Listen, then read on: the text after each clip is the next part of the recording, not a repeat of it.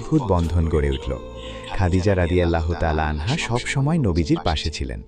যখন আল্লাহর ওহী নাজিল হলো এবং নবীজি ভয়ে কাঁপছিলেন, তখন তিনি সান্ত্বনা দিয়ে বলেছিলেন, আল্লাহ কখনো আপনাকে অপমান করবেন না, আপনি মানুষের উপকার করছেন।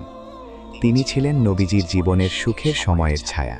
একদিন ফজরের নামাজের পর হযরত ফাতেমা রাদিয়াল্লাহু তাআলা আনহা খেয়াল করলেন তার মা খাদিজা রাদিয়াল্লাহু তাআলা আনহা অজর ধারায় কাঁদছেন। হযরত ফাতেমা রাদিয়াল্লাহু তাআলা আনহা তার মায়ের নিকটে গিয়ে বসলেন এবং তার কান্না থামানোর চেষ্টা করলেন। কেননা ফাতেমা রাদিয়াল্লাহু তাআলা আনহা ছোটবেলা থেকেই তীক্ষ্ণ বুদ্ধিমত্তা সম্পন্ন একজন নারী ছিলেন। কিন্তু খাদিজা রাদিয়াল্লাহু তাআলা আনহার কান্না যেন কিছুতেই থামছে না। ছোট ফাতেমা রাদিয়াল্লাহু তাআলা আনহা যখন তার মায়ের কান্না থামাতে পারলেন না, তিনি তার বাবার খোঁজে বের হলেন। তিনি গিয়ে দেখলেন কাবার সামনে নবীজি সাল্লাল্লাহু আলাইহি ওয়াসাল্লাম বসে জিকির করছেন। ফাতেমা রাদিয়াল্লাহু তাআলা আনহা নবীজির কাছে গিয়ে